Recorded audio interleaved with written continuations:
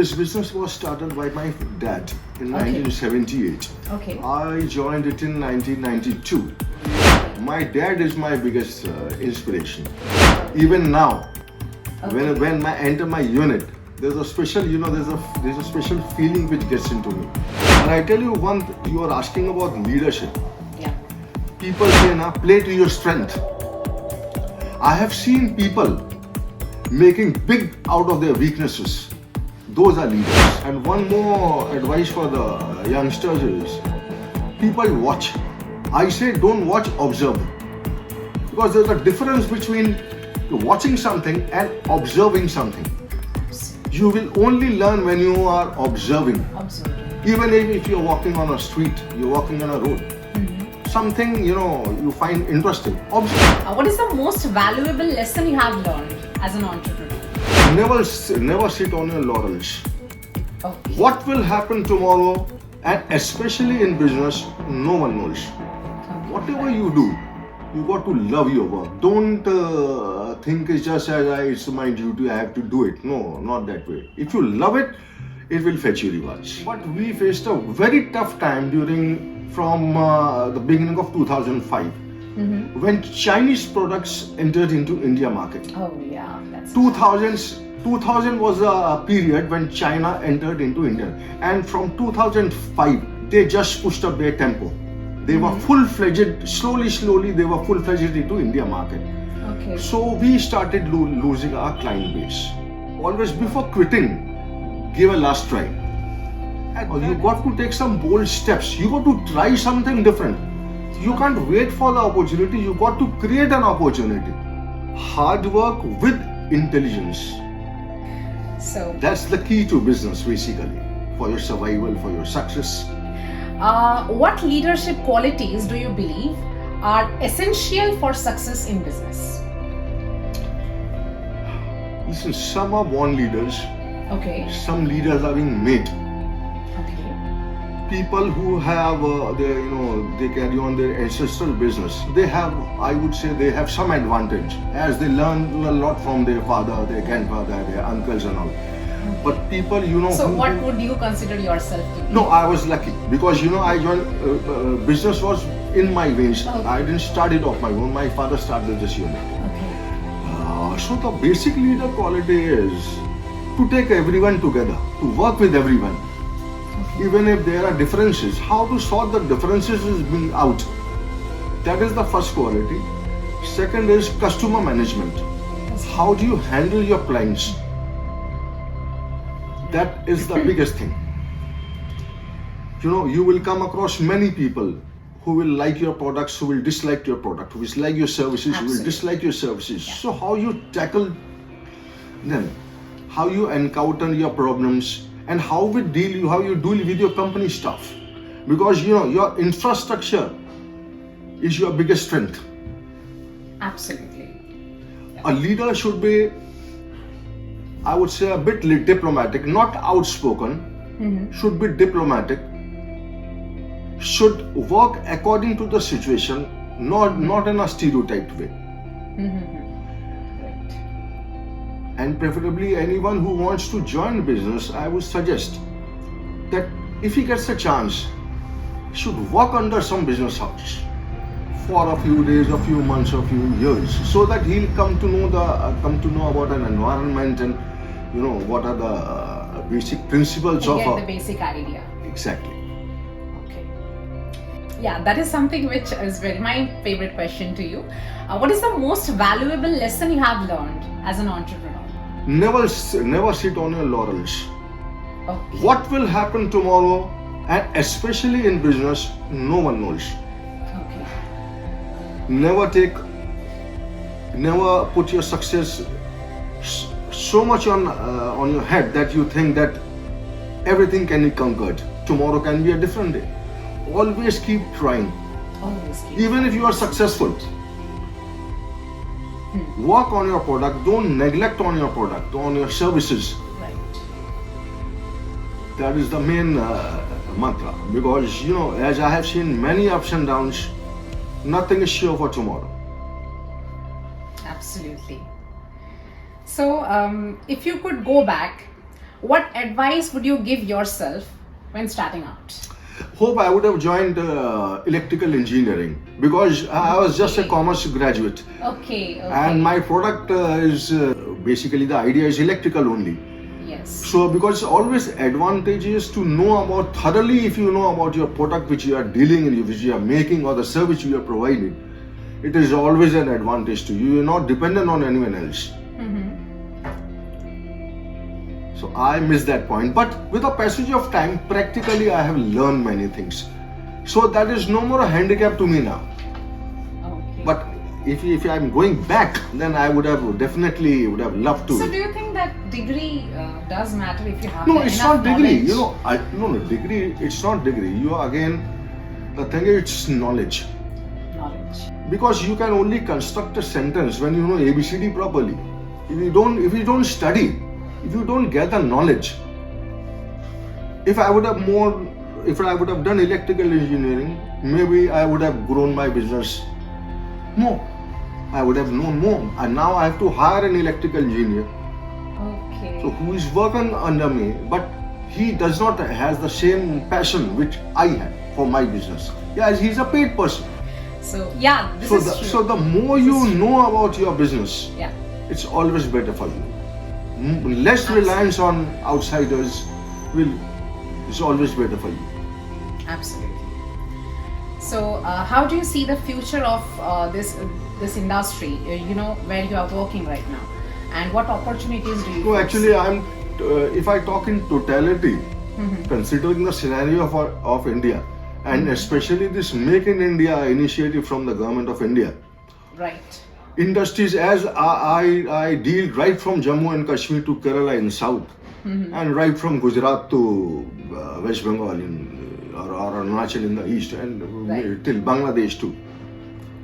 Lot of small manufacturing units, service industry people, traders, they are coming up. They seem to be And- interested. The thing is, in future, all the industries will grow, but competitiveness will also grow. Yeah, absolutely. So survival would be a key. You will always survive. But if you want to make it big, then you really got to fight it hard. You got to fight it out, you got to fight it hard. And the more knowledge you get, it will be better for you. And one more advice for the youngsters is, people watch. I say don't watch, observe. Because there's a difference between watching something and observing something. Absolutely. You will only learn when you are observing. Absolutely. Even if you're walking on a street, you're walking on a road, something you find interesting, observe. You will learn many things, and that maybe will give you an idea to start up a new venture. Right. So, how do you approach failure, and what have you learned from your failures? Failures, hurt. Honestly speaking, failures do hurt, but you got to live with it and move ahead. You can't, just with a failure or two, just always keep it in your mind and in your head, and you just can't, sit idle. You got to move forward and look for new avenues, because the thing is, if you are trying 10 times, I'm sure 2 times you will get it. Right. So never get dejected with your failures. Failures are a part of life, not only business. Everywhere there are successes and there are failures. Even in relations, even in service industry, business, everywhere. You got to live with it. You just consider it as a part of your life, a part of your business. Nothing will happen. People, they generally, most of them who are weak by their heart, so they can't take it. So they go under depression. So do you have anything to suggest? No, that depends upon from person to person how mentally strong one is. Right. And don't get even getting depressed, it's normal. But the thing is, don't get too much into it. Okay, you're depressed for a day or two, it's fine. But then get out of it. Move ahead. That depression should not reflect on your face, on your mind.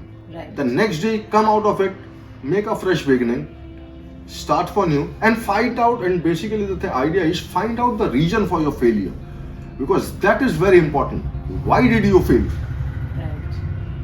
And I tell you you are asking about leadership. Yeah. People say, "Na, play to your strength." I have seen people making big out of their weaknesses. Those are leaders. Right. Who make big out of their weaknesses, those are leaders. It's very difficult and it's very easy to say, but I have seen people, even with a handicap, with a weakness, they are going strong. Those are leaders, basic, real leaders. That's an important note for everybody. So great motivation. Moving on to our another question. How does your business contribute to the community or the social cause, if you say? Listen, we have CSR, company social responsibility. So we do contribute. Mm-hmm. And I'm of a philanthropic nature. So I think it should be basically mandatory for every company to look do something for people who are downtrodden. Absolutely.